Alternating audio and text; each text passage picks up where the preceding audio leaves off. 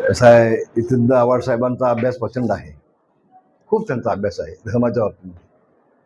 खरं तर त्यांनी धर्मगुरूच व्हायला पाहिजे असं मला वाटतंय. धन्यवाद. नाही,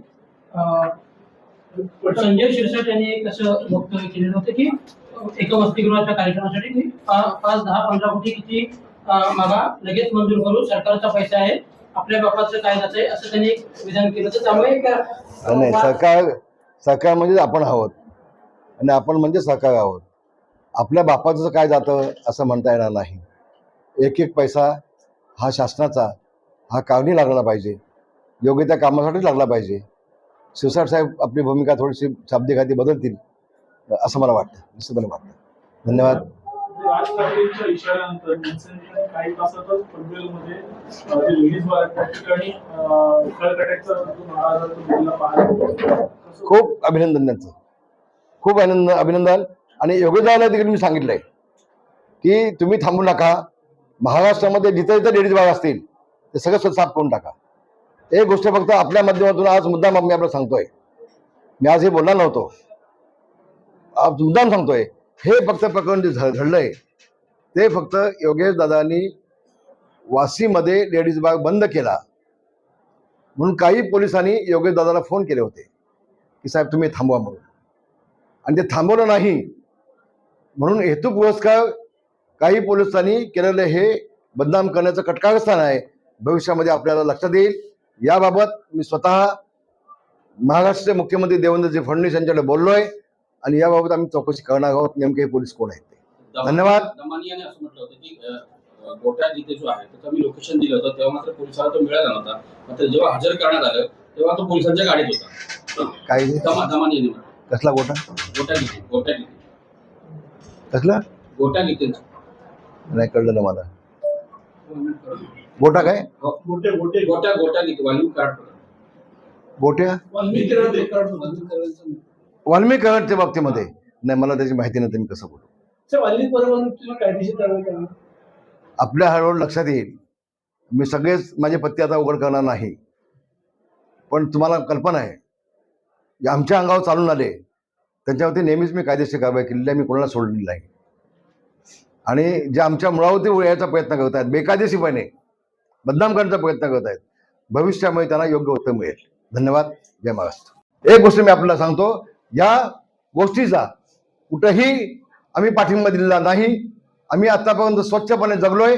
ज्याला चालवाय दिलं होतं हॉटेल त्यांनी जर का नालायकपणा केला असेल, अनाधिकृत काम केलं असेल तर त्याच्यावर तात्काळ आम्ही कारवाई केली. लायसन रद्द करून टाकले, त्याला बाहेर काढून टाकला.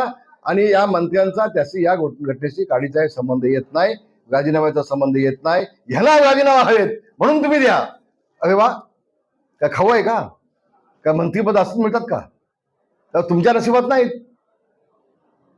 पण इतक्या संघर्षानं ज्यांनी आमदारकी पुन्हा तुम्ही प्रयत्न केलेत. योगेश कदमांना पाडण्यासाठी उद्धव ठाकरे आणि अनिल परब यांनी जंग पछाडले. असं असताना देखील ते निवडून आले. आणि फक्त आपण पाहतोय मागच्या 4 वर्षापासून फक्त उद्धव ठाकरे आणि अनिल परब हे फक्त योगेश कदमालाच टार्गेट करत आहेत. विधानमंडळामध्ये गेल्यापासून पहिल्या दिवसापासून अनिल परब हे फक्त योगेश कदम यांना टार्गेट करत आहेत उद्धव ठाकरेला खुश करण्यासाठी. आणि मी एवढंच सांगेन, उद्धव ठाकरे असू देत, अनिल परब असू देत, तुमची स्वप्न कधीच साकार होणार नाहीत. कावळ्याच्या ओरडण्यानं कोण त्याची दखल घेत नाही. तर त्यांनी किती कावकाव केलं, आम्ही याची दखल घेत नाही. आम्ही आणखी अधिक जोमानं काम करणार. योगेश कदम आणखी जोमानं काम करणार. जनसेवा ही सेवा या माध्यमातून जे काम गेल्या अनेक वर्षापासून चाललंय त्यामध्ये कुठेही आम्ही थांबणार नाही. कुणी वंदा कुणी नंदा, जनसेवा हाच आमचा धंदा. याच माध्यमातून भविष्यामध्ये पुन्हा आम्ही आमच्या कामाची सेवेची जनसेवेची वाटचाल चालू आहे. आम्ही डान्स बार सारखे धंदे आम्ही कधी केलेले नाहीत, त्याला पाठिंबा कधी दिलेला नाही. आम्ही लोकांचे संसार कधी उद्ध्वस्त केले नाही. आम्ही लोकांचे संसार बसवण्याचं काम आतापर्यंत केलंय. एवढंच मी आपल्या सगळ्यांना सांगेन, आपल्या माध्यमातून महाराष्ट्रात सांगेन. आणि म्हणून ही त्यांनी अनियमित जी केली होती त्याच्यावरती तात्काळ आम्ही कारवाई केलेली आहे. धन्यवाद. जय हिंद, जय महाराष्ट्र. बातम्या देऊन सातत्यानं मीडियामध्ये आमची बदनामी करण्याचं कटकारस्थान चालू आहे. आता त्यांचं म्हणणं आहे की मला लायसन्स जमा केले तर लायसन्स नको, मला राजीनामा पाहिजे. तू राजीनामा मागणार कोण? संबंध काय तुझा येतो? खोटे आरोप करायचे आणि राजीनामा मागायचे असं असेल तर या मंत्रिमंडळामध्ये एक मंत्री पण शिल्लक राहणार नाही ना. बाप दाखवून साध्य खाना. मी आज पुन्हा एकदा आपल्याला मुद्दाम सांगतोय, ही अग्रीमेंट बघा. ही अग्रीमेंटची कॉपी आहे. त्याच्यामध्ये शरद शेट्टींचं नाव आहे.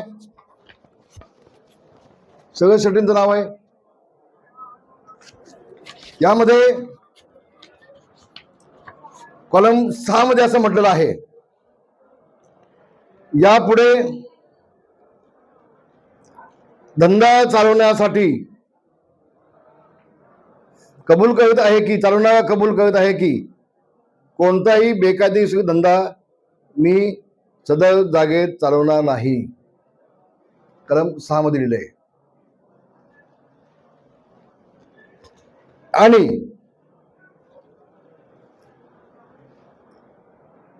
केवळ यामध्ये दिलेल्या नुसार हॉटेलचा धंदा सदर जागेतून मी चालवीन आणि कोणतीही शर्त या करारनाम्यातील ज्याचे उल्लंघन धंदा होईल असं मी करणार नाही, असं कलम 6 मध्ये त्यांनी म्हटलेलं आहे. चष्मा घेऊन माझा. कलम 7 मध्ये त्यांनी म्हटलंय, धंदा चालवणार येथे मालक यांना हमी देत आहेत की सर्व कृत्ये कोणतीही जी केलेली असतील, फौजदारी किंवा दिवाणी कायदेशीर कारवाई, दंड आणि इतर दावे धंदा चालवताना जर कोणतेही केले गेलं कोणत्याही अधिकाऱ्याकडून तर त्याला धंदा चालवणारे हे जबाबदार असतील. धंदा चालवणारे हे जबाबदार असतील आणि ग्राहक यांना कोणतेही मालक यांना कोणतीही जबाबदारी देणार नाही किंवा कोणतेही मालकाची जबाबदारी राहणार नाही. याला पूर्णपणे जबाबदार धंदा चालवणारा असेल. कलम 6 आणि 7 मध्ये स्पष्ट म्हटलेलं आहे. आणि असं असताना ज्यावेळेला पोलिसांनी कारवाई केली आणि स्पष्ट झालं की त्यामध्ये ऑर्केस्ट्रा फक्त नसून अन्य काही गोष्टी तिथे आढळल्या, त्यावेळेला आम्ही तात्काळ त्याला त्या हॉटेलमधून बाहेर काढला, त्याला टर्मिनेट नोटीस दिली.